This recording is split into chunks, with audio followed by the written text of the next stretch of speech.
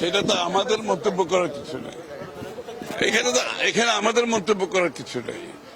ওদের ওদের জোটের মধ্যে কি হবে না হবে উত্তর তো তারা দিতে পারবে, এই উত্তর তো আমরা দিতে পারবো না, তাই না?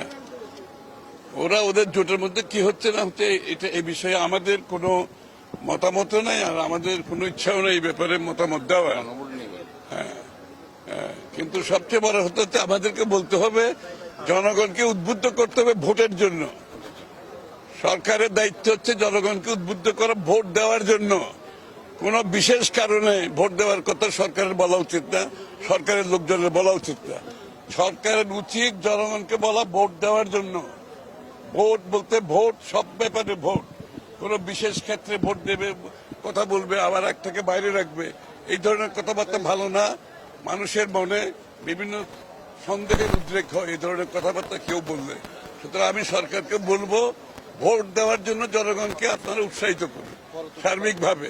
সব ভোটের কথা বলতে হবে, কোন বিশেষ ভোটের কথা বলবেন। আবার বিশেষ অন্য ভোটের সাধারণ মানুষের ভাগ্য পরিবর্তনের যে ভোট, যে বিভিন্ন দলেরকে যারা ভোট দেবে, এটাই তো আসল ভোট, তাই না? সুতরাং সেই কথা না বলে খালি ভোটের কথা বলবেন আর ভোটের কথা বলবেন না। আমরা সব ভোটের কথা বলতেছি সার্বিকভাবে।